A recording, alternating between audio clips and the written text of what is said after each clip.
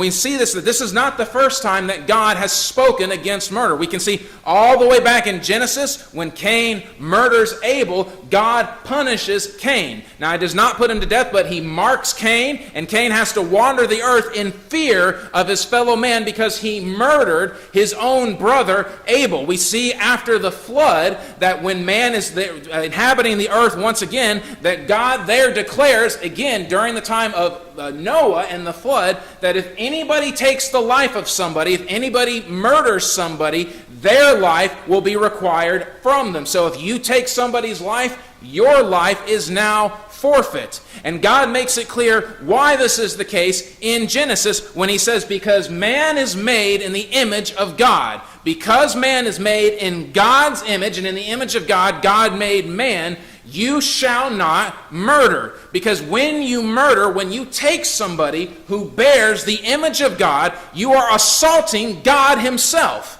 You are assaulting an image bearer. This is why, by the way, David in Psalm 51 says, against you and you alone have I sinned. David referring to what? To his murder of the man Uriah the Hittite. And so, as David murdered Uriah, and again, he used the army in order to murder Uriah. The army is the one that actually killed him, but David orchestrated the situation in which Uriah died. David recognized that Uriah was an image bearer. And so when David murdered Uriah, he was assaulting God himself. And so David proclaims this in the song, against you, Lord, against you have I ultimately sinned, because I killed one who bore your image.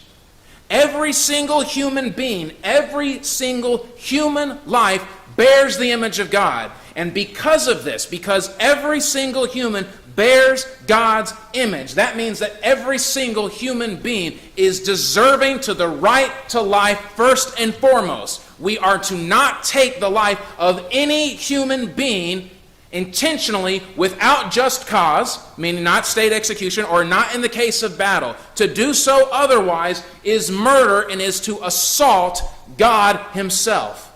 So we cannot murder. Now that should seem pretty obvious to us. Well, duh.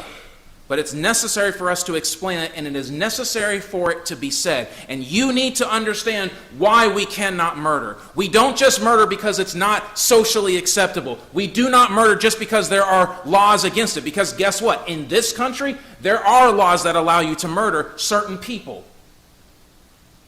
We can murder people in this country. They just have to be in a certain location, the mother's womb. That's where we can murder them. But just because the law says that it's acceptable doesn't mean that it's acceptable to God. We cannot take the life of those who bear the image of God.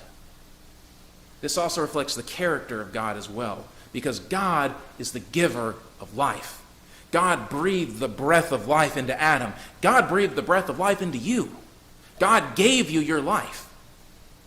Yes, when we say in one sense that your life came from your mother and your father, in a certain sense that's true. That's why it's called procreation. But that spark of life, your spirit, your soul, that comes from God. And that's the truth for every single human being.